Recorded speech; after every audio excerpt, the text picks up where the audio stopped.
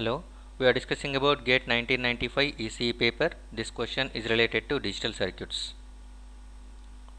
For an ADC, that is analog to digital converter, match the following.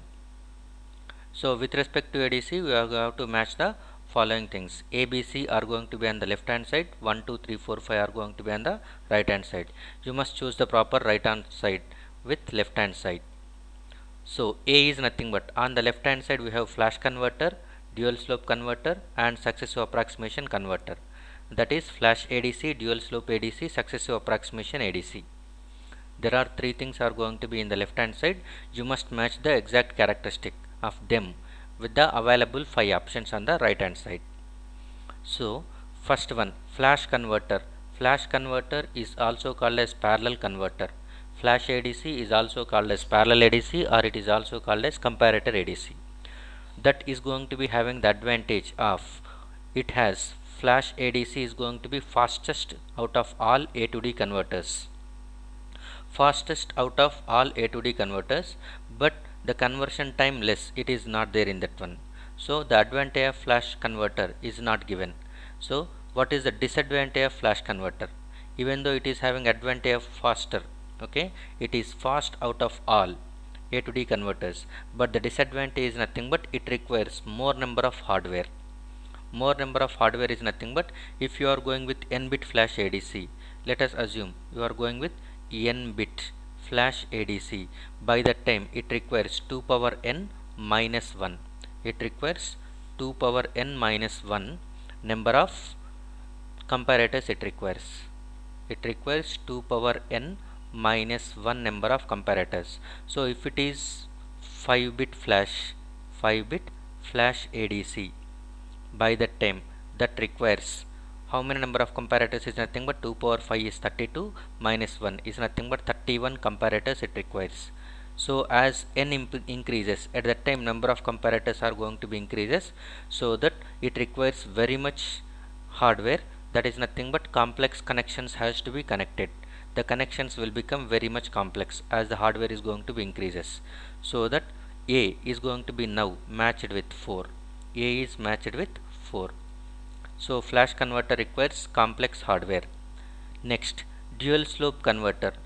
Dual slope converter is going to be having advantage whose accuracy is very high. Okay, dual slope is going to be having accuracy is very high, that is advantage, and it is very slow, that is nothing but disadvantage. Okay, advantage of dual slope converter is nothing but it is the accuracy is very high. The accuracy is going to be very high implies nothing but the losses are going to be less. Okay, so that output digital information is more accurate than any other A to D converter. Okay, so that implies nothing but in this one losses are going to be less. That implies nothing but interference by the power supply, noise and other things are going to be less. Quantization error, everything is going to be less. So dual slope converter is going to be having, okay, this is dual slope converter minimizes the effect of power supply interference, so that accuracy is going to be high. So that, okay, so accuracy is high, that is very important. And the last one, successive approximation. So B is connected with 3. Next, successive approximation register, successive approximation ADC.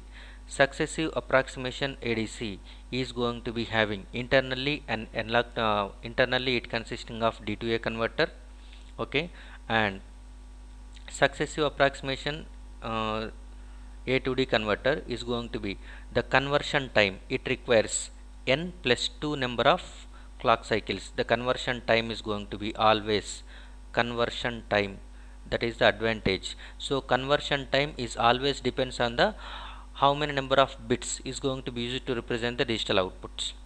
Okay, so depending on the number of bits, the conversion time, it doesn't depend on the magnitude of input signal. If you are giving a small signal, okay, it will take the same amount. If you give a larger signal also, it will give the same amount. It will take same amount to give the digital output.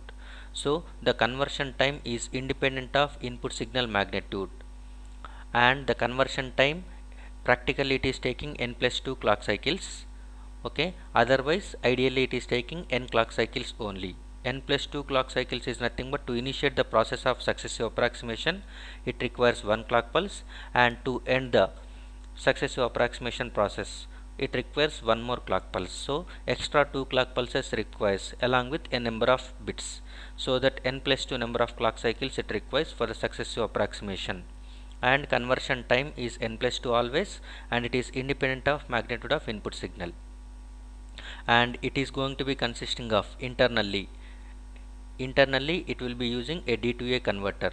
Always it is comparing the output of D2A converter with the inputs given. Okay, so that internally it requires a digital to analog converter. So the first option is going to be not given in the right side. What was given is nothing but successive approximation requires a digital to analog converter. So that implies nothing but it is okay matched with 2. Successive approximation ADC requires internally a digital to analog converter. Okay, thank you.